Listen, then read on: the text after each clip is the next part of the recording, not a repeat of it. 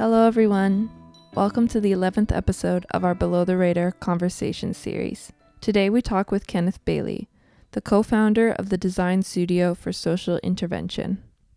With our host Am Johal, Adele discusses how social justice issues have been exacerbated during the pandemic and protests in support of racial justice and defunding the police. We hope you enjoy the episode. Hi, welcome everyone to Below the Radar. Really excited to have Kenny Bailey with us from the Design Studio for Social Intervention. He's joining us from Boston, Massachusetts. Welcome, Kenny. Good to be here, Am, and I miss you. I miss everybody in Vancouver.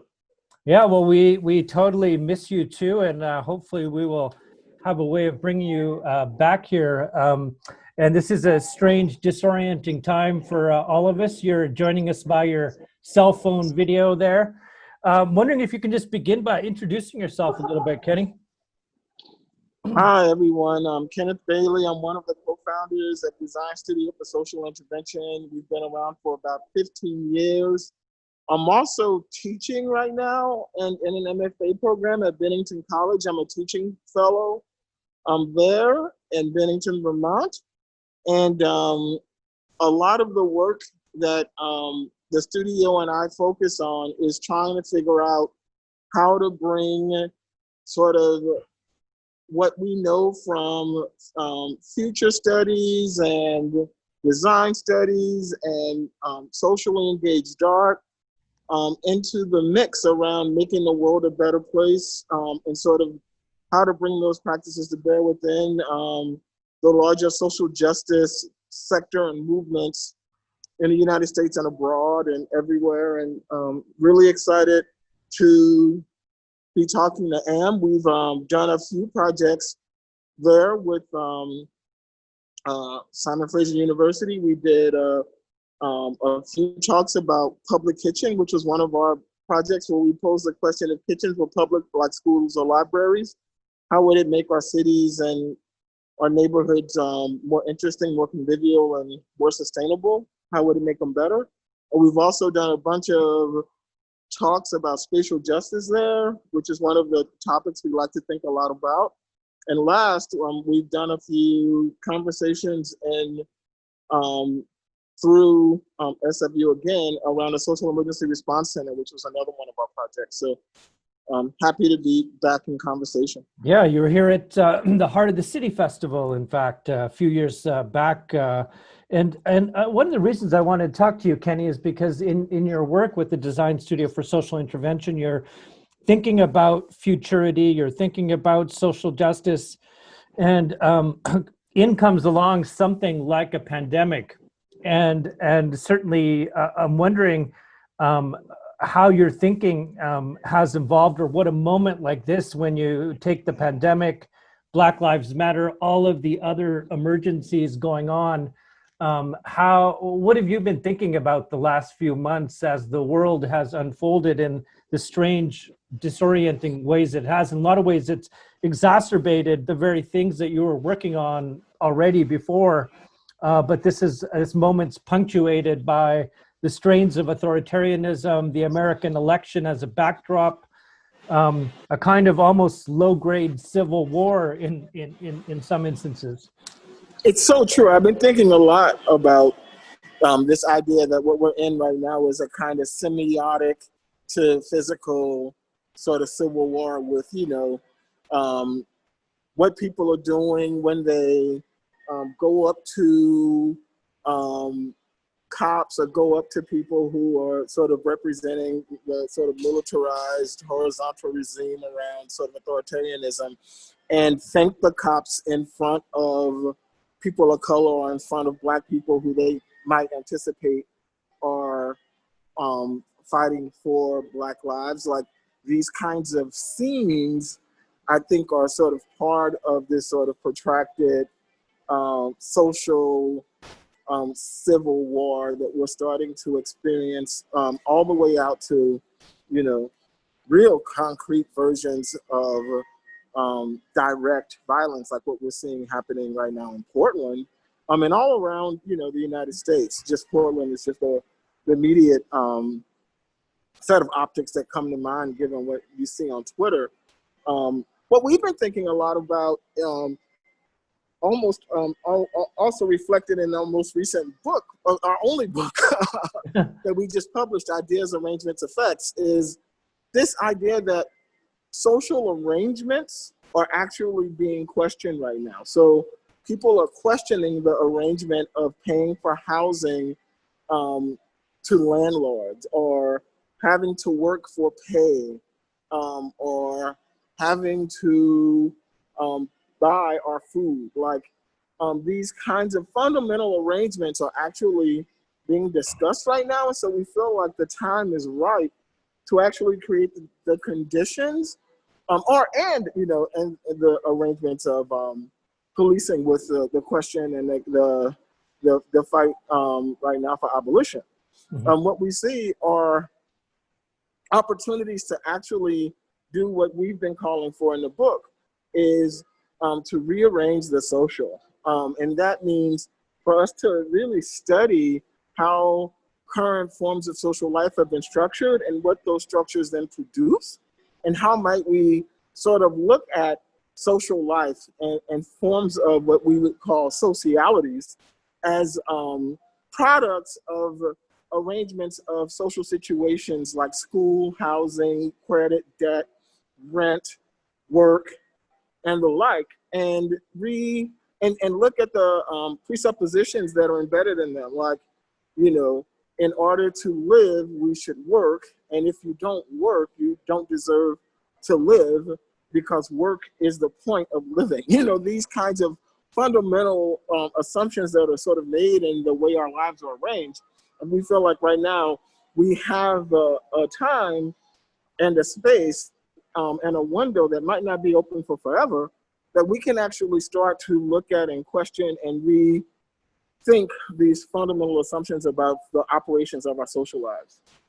Yeah, just, a few months ago where, progressive economists were talking about printing money and not borrowing money from the banks, but from central banks, all of these things that were viewed as outside of the realm of possibility have all become possible and being enacted in the matter of a few months. And so these moments of emergency can bring about this idea of possibility, but of course, in the back rooms where people are imagining stimulus funding and other things, we're not in those back rooms, Kenny.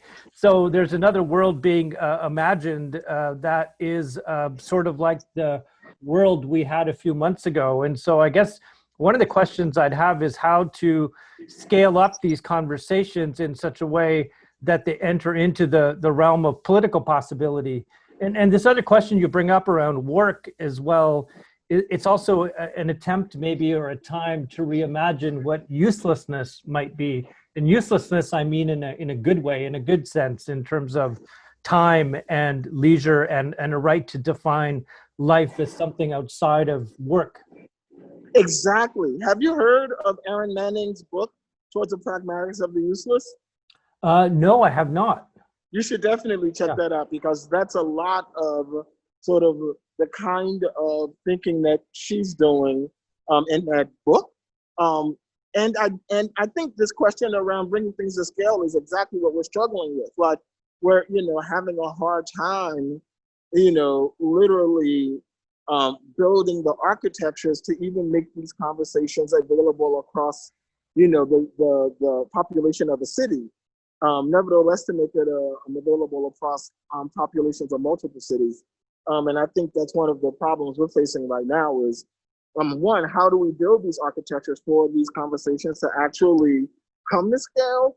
And how do we hold them in ways that make them translatable into concrete propositions that communities can enact while they fight for them at both the local, regional, and national, and often international levels.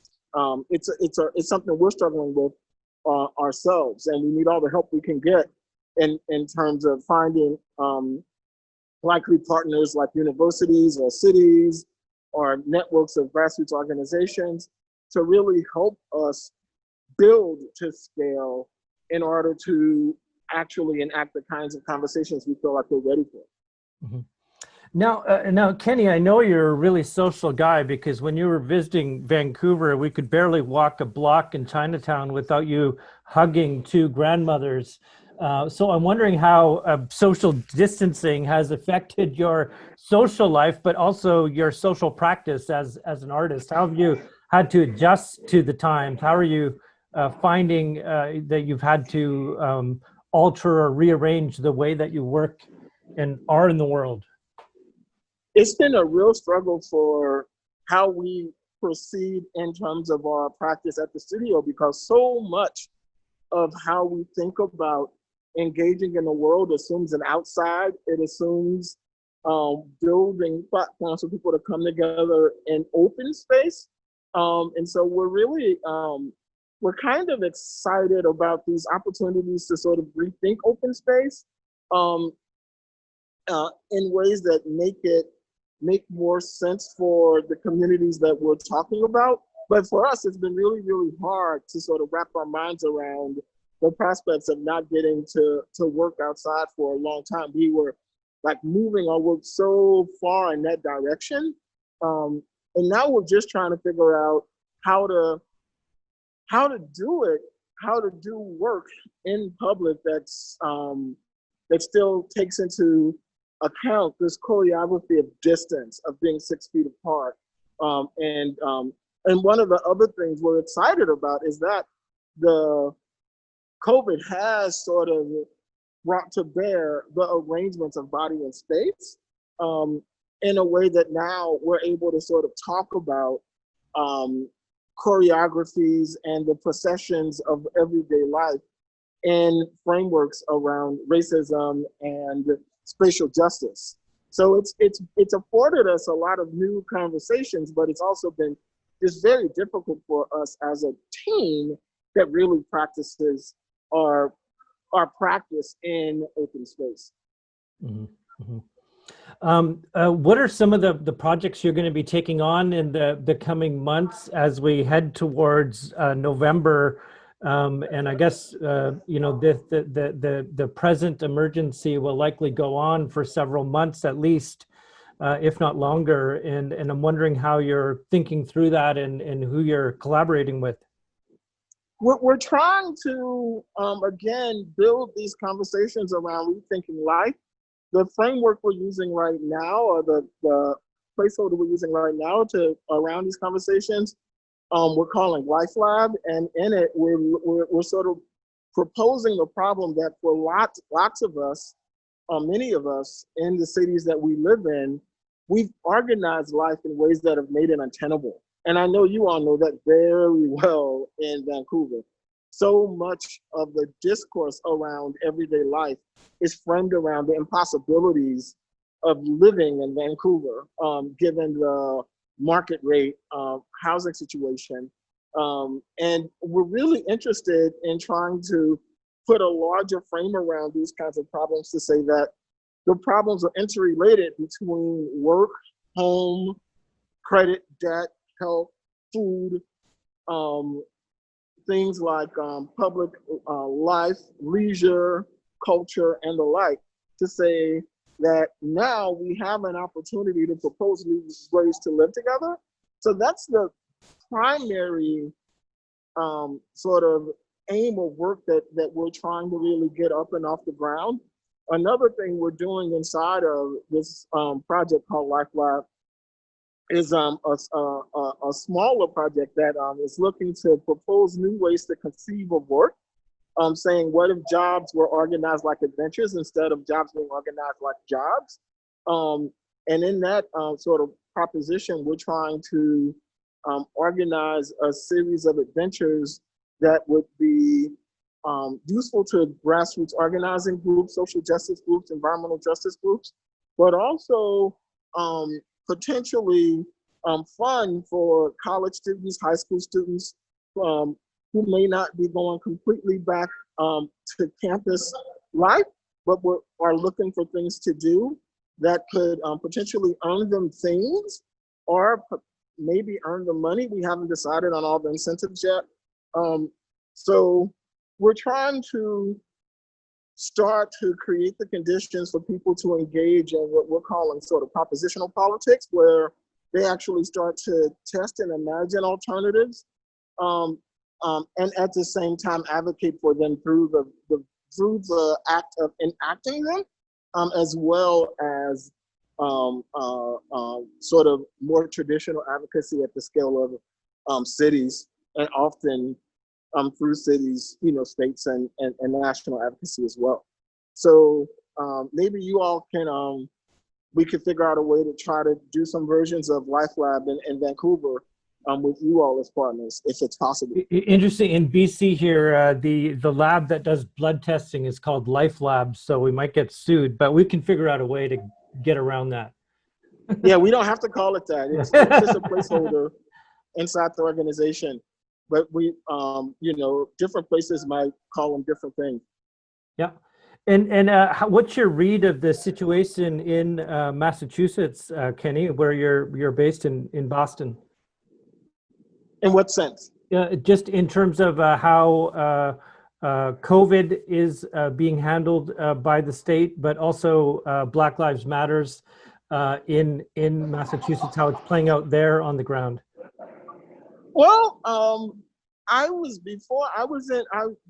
month ago, I was in LA, and the difference between sort of California and LA and Boston has been stark.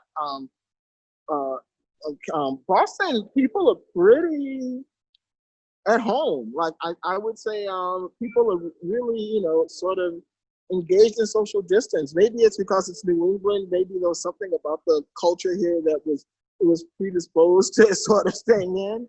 But I think people are being pretty distant here, where California is so warm and it's so I think it was much harder for people to really just stay in. It's just it runs counter to public culture. So it's been funny being back in Massachusetts, where I feel like people pretty much are at home. That's sort of my personal take. And in terms of questions around abolition and Black Lives Matter,